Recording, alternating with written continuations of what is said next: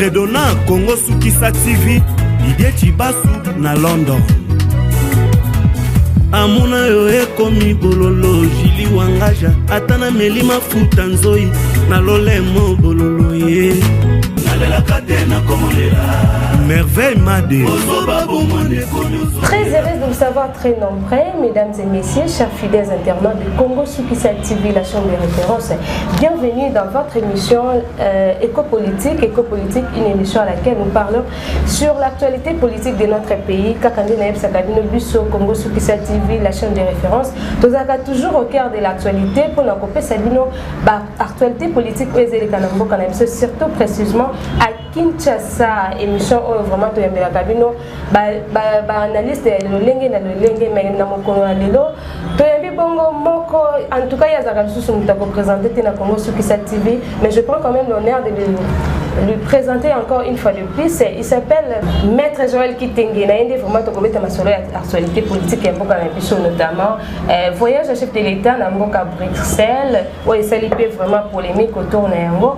Et puis peut-être solo il y a affaire Minembwe. Qu'est-ce qui se passe juste dans Minembwe? Il y a vraiment solo lango rentrée parlementaire, tu es député, adopté comme ça Sika O Sika Tozolo de la toujours politique. Maître Joël Kitenge, bonjour. Bonjour madame, bonjour ma bande de cognos au Bakolanda Biso na Congo Sukisa télévision. Bote na binonyoso bipai na bipai bozali boleki belé. Spécialement ici, je préfère ne pas citer les noms de chacun, mais merci à tout le monde. Merci beaucoup à tout le monde, comme venez de le dire. Maître Joël Kitenge. Maître Joël, tu es ma soeur Bongo politique, tu es chef de l'État Félix Antoine Tshisekedi, a aussi bongo séjourné à Bruxelles, mais polémique est qui m'a cassé. Est-ce que c'est vraiment important que le chef de l'État a voyagé Penza? Bon, chef de l'État, Aza président de la République, en tant que premier diplomate de la République démocratique du Congo, tout voyage est important. Tout déplacement d'ordre diplomatique est important. Et ça l'appelle déplacement en interne ou en externe est important. Important soit en Eza, ou les gens qui restent derrière leur téléviseur, nous avons apprécier ce qui est important, pas important. Il y a des gérer au quotidien Boka. Il y a besoin de Boka. Il y a des questions de partenariat Boka Mopaya. Notamment, Belgique est la capitale, il y a l'Union européenne. C'est là que se trouve siège, il y a une institution, il y a l'Union européenne à ce stade. Et du point de vue historique, Toyebi rapport Nabiso na la Belgique, il est important que le président, du point de vue démocratique et du point de vue diplomatique, je ne vois pas un problème, c'est naturel pour qu'un président se dépasse. C'est naturel, il y a Maître Joël Kitenge. Maître Joël, le chef de l'État a trahi le peuple congolais, a teki bongo Minembwe. Bino quand même, vous avez des peste, vous avez la cache, vous avez le pouvoir. Les Camerounais ne peuvent pas les Camerounais. Éclaircir sur cette situation. Bon, je crois que les hommes à campagne, le diable, les lois comme ange, je ne sais pas s'il y a encore des gens qui croient à celui-là, puisque Honoré Ngwanda, tout le monde sait que c'est le diable lui-même en personne. Mais apparemment, il est devenu un ange. Il est devenu un ange aujourd'hui. Il y a propagé cette fausse nouvelle rumeur sans fondement, sans sens. Le président de la République à côté Kaminembe et Payanane. République démocratique du Congo en ce jour, tant qu'il y a comme président de la République, Akutaki Yango est découpé en 26 provinces. Quoi que Bakataki Yango 26 provinces, en termes de territoire, Bakendeki Kofulu Sayangote. Le Congo à ce jour n'a que 145 territoires. Obakubengaka, Batubakambakaango, ADT, administrateur, chef de territoire, administrateur de territoire, BAT. BAT ou administrateur de territoire, Baza 145. Minembwe ezali une localité cité où ezalaki na kati ya territoire ya Fizi. Fizi ezala bongo na Sud Kivu et Kangami na territoire ya Mwenga. Eza mosika te na territoire ya Shabunda, mais na kati ya montagne wana pembeni ya mboka ya Lemera, ya Mulenge, ya Kakobo, nde esika ekutami na Zamba babengi montagne ya Mourengue. Et c'est là où cette communauté vive depuis avant l'indépendance, depuis 1959. À ce stade. Dans 1959, on dit déjà que lorsque le Congo a eu l'indépendance en 1960, le 30 juin, parmi bateau au peuple Kutamaki na sol nabiso congolais, cette ethnie, le rwandophone, qui eux-mêmes se trouvaient dans ces sols, dans ces coins-là, Bazalaki déjà awa. Batebe va se référer à Maloba, chef de l'État Lobaka, Bongo à Paris. Mais il a dit la vérité. Bien sûr. Quand vous dites, tu ne m'as pas dit.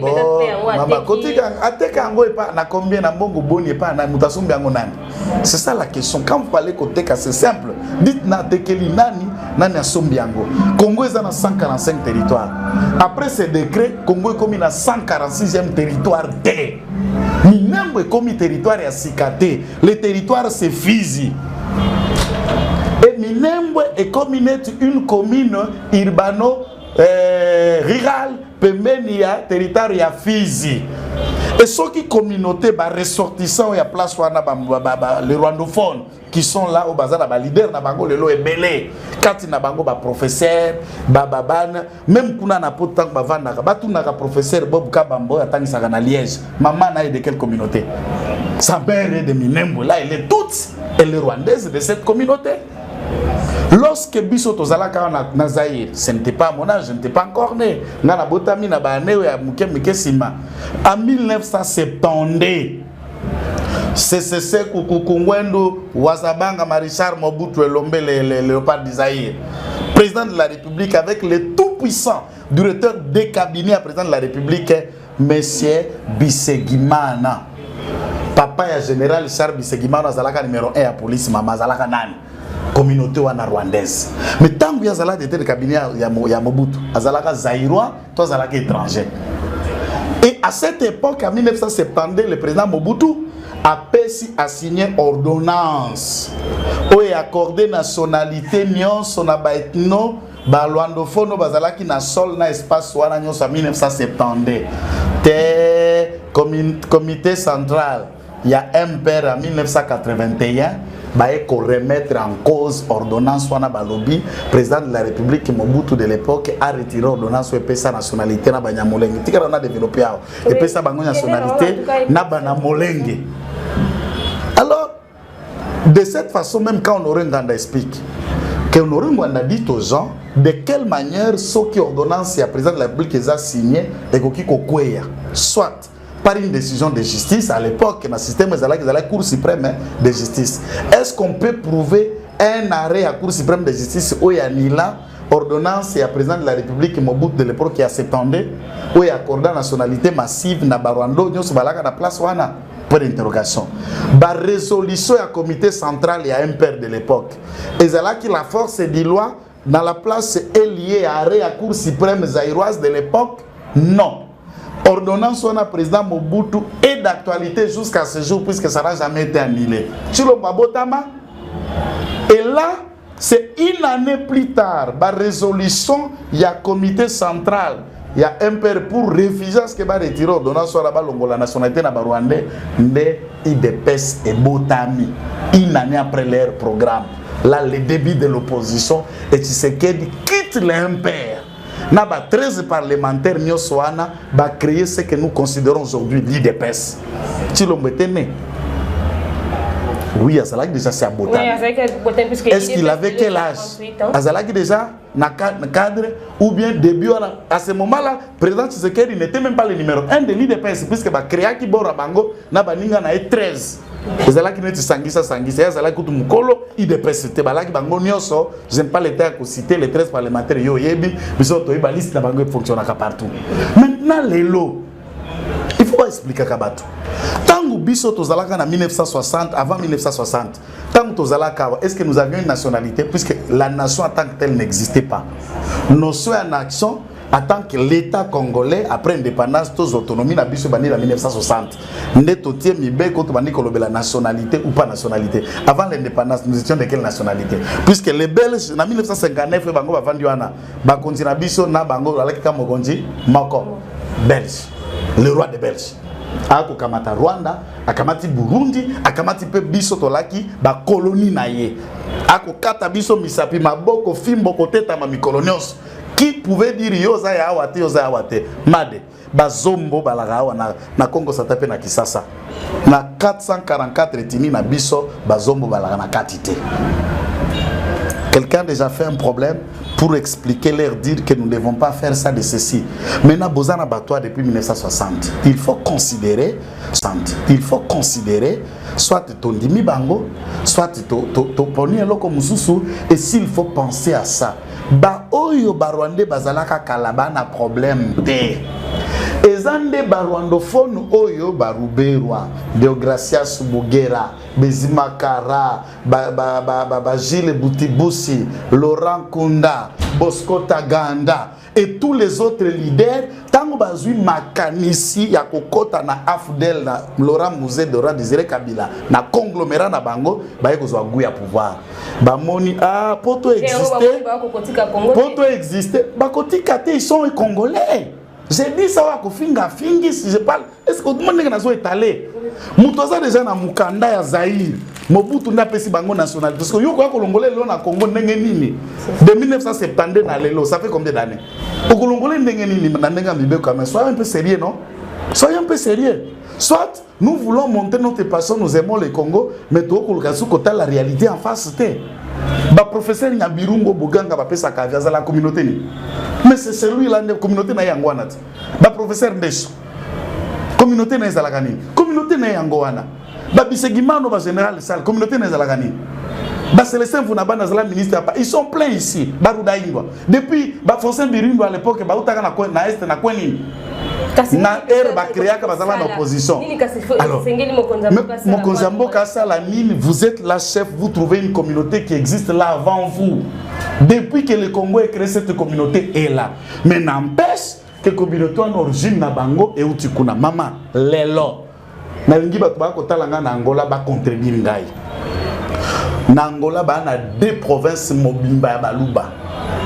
Pas Baluba ya Congo. Mais balobaka pe langue na bango chiluba baza bangolais mais d'origine luba oyokaka masolo bando beta na Kinshasa te baba Tshisekedi est originaire Angola. C'est pour tenter à corrélier le lubaphone d'Angola et le lubaphone du Kasaï. Dans les lots, même beaucoup de dignitaires angolais dont le président de la République actuelle baza ici.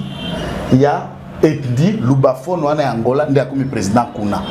Même na Brazzaville, on en parlait que Denis Sassou Nguesso aza mongwandi yangambo kotona kendaka kuna et on y voit en tout cas arrêtons de réfléchir comme des bêtes. Question à est est majeur que ça. Maintenant, il faut que koluka koyeba rôle ya ba Rwandais ou ba koloba ba Congolais na rapport na bango na pays oyo baza lokola du point de vue ethnique plus bazali 104 sénateurs d'origine rwandophone. Ils sont ministres, ils sont cadres. Badeo Rugiza ou Vandeko Ganga Awa na DGDA. Aotako kufa paix à son âme. Famille nyosona baza ba etini wana baza combien? Ba professeur université na Tangelo na armée. Ils sont là. Ils sont ici. Maintenant il faut considérer est-ce que nous avons 444 ethnies en tant que peuple.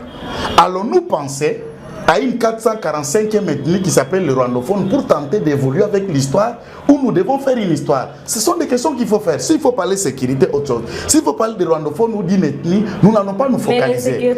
Mais Balongoli Minembo était à Teki Angote, Minembo fait partie du territoire de Fizi, Batien de Bourgoumès qui dépend de Fizi, Aza autonome, commission gouvernorat et il n'y a pas 146e territoire et le président de la République gère le pays et balkanisation et comme ça les maté. Puisque Minembwe et Zamabele à Babembe. Les Babembe et les autres tribus sont là. Vous pensez que ces gens vont les laisser faire? Et nous autres, nous allons les laisser faire? Non. Même dans leur esprit, ils savent que ceux qui vont vivre en tant que moi, Minembra seul, ils la fragiliser et ils ne peuvent pas vivre sans le Grand Congo. Voilà. Dans leur calcul, s'ils ont ça en tête, va revoir puisqu'ils vont échouer. Et ils ont déjà échoué avant de commencer. Voilà, maître Joël Gitenga, ça fait une révélation par rapport à Masolo et à Minembo. Minembo était comme un chef de l'État, à côté Kamboka Wana, puisque les Congo, ils ont vraiment Congo, chef de l'État, ils ont géré bien beaucoup. Quand c'est tout le Belapé, vous avez le pouvoir de maître Joël Gitenga. Oui, vous avez le pouvoir, mais quand c'est insécurité dans l'Est, l'économie va continuer toujours pour Koufa. Ni les pendants s'engagent à ça. Combien? C'est ça la question. Non, c'est ça. Non, dans l'Est, les lotos, madame, toujours violé. Combien? Déjà, Batumi Balé, ça déjà belé. Alors, ceux qui Batumi Balé, baza violé. Nous ne pouvons pas mettre ma bocote. Batumi Balé, Bakoufi, déjà passe. Par rapport, il y a densité à pays. Par rapport à une nation, est-ce que vous pensez que le président de la République a la carte qui va voter, il faut que ça, s'il vous plaît. Mais bien nos militaires pendant 37 ans, les autres 38 ans, le pouvoir de militaires pour la bourse à Makamba pour y mettre à jour. Qui vous a dit que nous, lorsqu'on va gérer, il n'y aura pas un mort? Il ne faut pas faire de gober des gens des choses où il faut s'alimenter. Des problèmes d'insécurité majeurs au Babengaka, invasion à territoire par une armée extérieure et des petites banditismes Batoyanjala à Botoli Munduka Kei. Mais c'est ça que j'ai dit là. Mais je vous dis, madame, ceux qui me suivent en Europe savent qu'on cambriole en Europe. Hein. Des policiers américains tuent à bout portant bout de manifestations tous les jours. Est-ce que vous comprenez un peu ce que je vous dis? Qui vous a dit que dans un état il ne peut pas y avoir un mort? C'est ça vos questions. Vous voulez stigmatiser comme si Fatih est là, c'est le miracle à tout faire. Amen, pas de mort. Il y a la sécurité, madame. Nous avons 145 territoires et aucun territoire sur nos 145 n'est occupé par l'ennemi. Incursion petit village na bani me incursion na mama batubako kufa. Batubako kata to komona ba photo ezali insignifiant. Wana kutoke musika. Soko zongia bakatakatanga en pleine ville de Lubumbashi. 350 combattants, 1000 apparaissent. Ici, vice-ministre ici. Alaka imam soki na mosquée côté nini pas comme vice-ministre ici. Ils sont pleins. Ationa mikobo ya mikota ko de la France côté kusukate. Le Congo, ils ont un je ne dis pas ici puisque je suis en train de chercher un poste. D'ailleurs, toutes les phases j'en aurai. Ça il faut que les gens soient ici que j'en aurai. Ça c'est clair, j'en aurai. Mais l'insécurité présente à travail. Les implications à Congolais ne sont pas nani. Gédéon Kyungu, Azamutu FCC.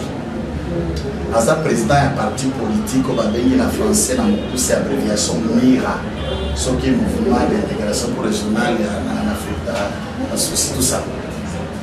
Dans Balongoli na Boloko ba ministère en 2017, 2018 à 2017 a créé parti wana allié angona FCC. Quand le FCC est dans la branche armée, c'est une branche armée du FCC. Et nous demandons le FCC d'arrêter d'employer des forces armées et tuer au milieu d'eux. C'est là que Singeli et Salema sont comme Mukete, que nous pouvons dire à Tamokoromoko, mais le président est en train de travailler. Et c'est pourquoi on est allé dans les acquis armés, à changer l'état-major commandement.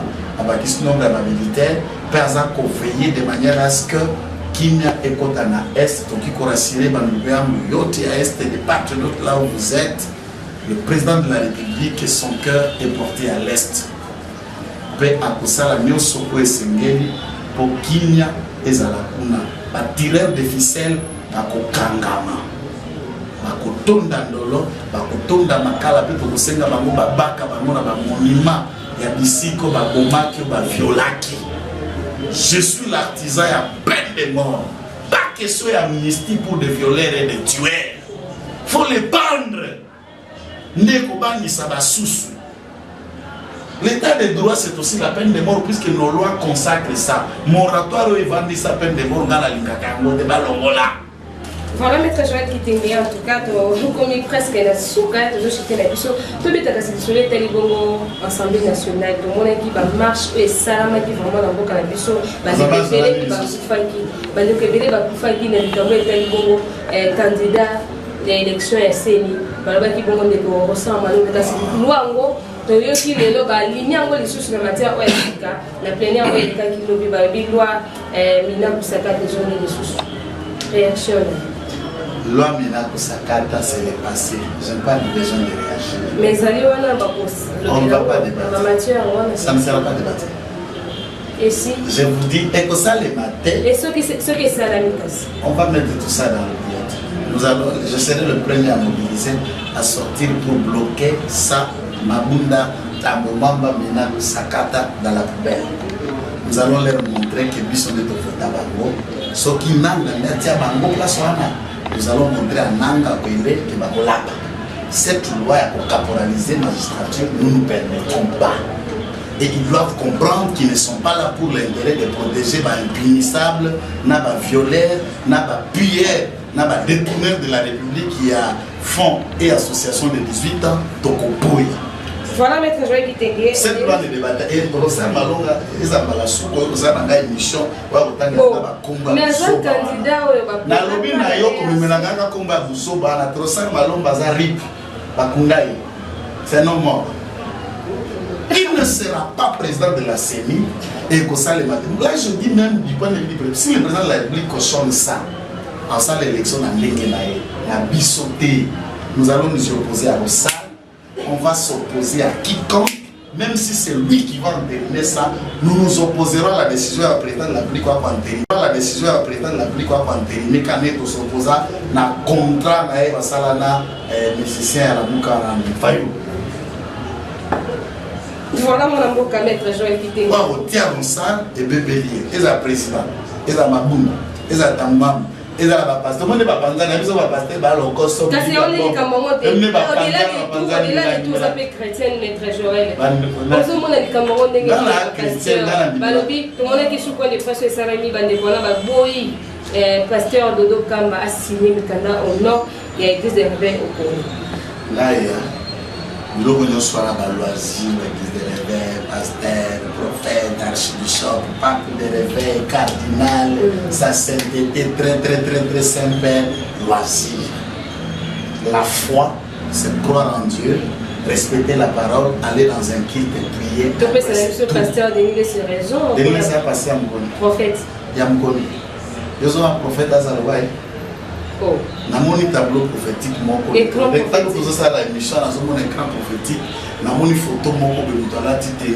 y a prison, Nandolo, Azosamba pour escroquerie, pasteur Jean-Baptiste Tawa. Mais tant sur la langue de l'émission, mon écran prophétique est la qui singa prophète. Non, mais ça, Joël est là, ça l'appelle prophète. Et la qui singa prophète, mon escroc, bakanga pour la mouille. Voilà. Maître Joël Kitenge, c'est lui qui était notre invité et co-politique à mon collègue. Au moment où il vraiment banalise, toujours et les propos tenus n'engagent que sur le terre de l'Obakamo. Toujours que les propos tenus n'engagent que sur le terre de l'Obakamo. C'est bien été bon caca. Maître Joël Kitenge, Maître Joël de compléter la souka, moi l'Iloba. La pasteur Yosso Boza, c'est les boulons à la RS, boulons pas soumis, boulons pas de l'Okamba. C'est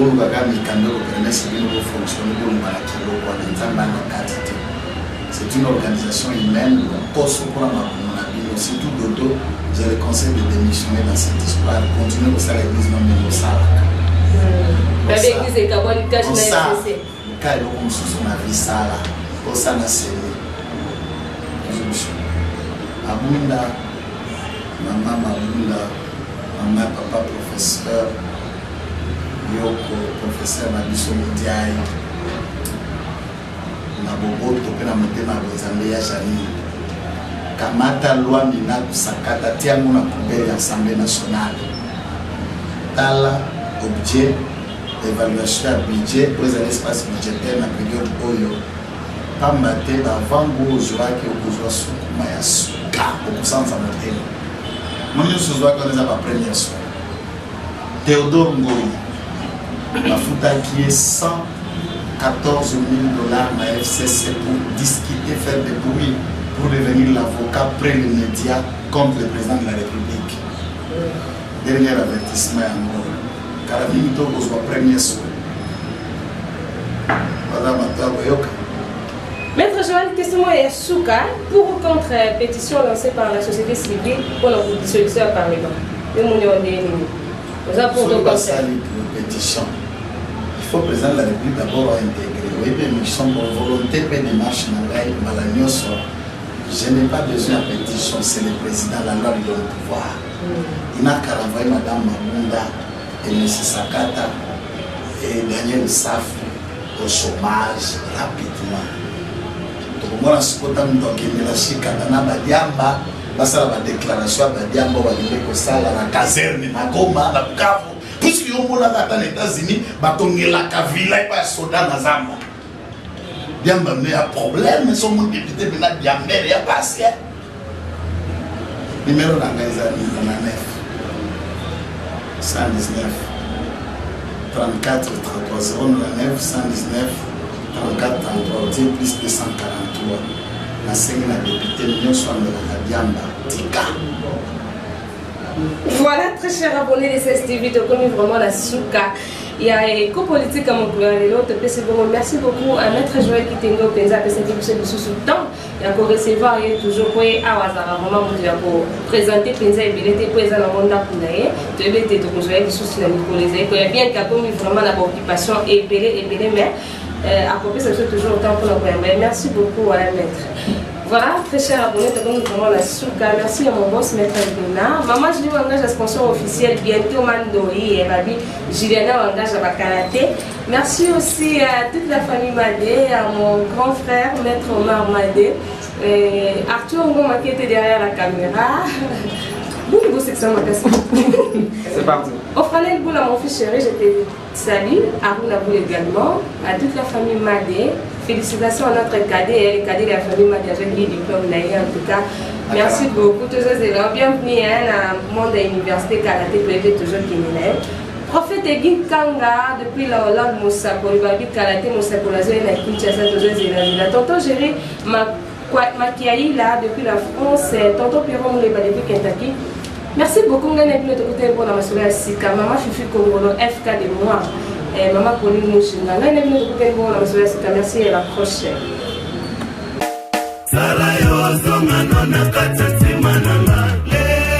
Maître Dona, Congo Sukisa TV, Didier Chibasu na London.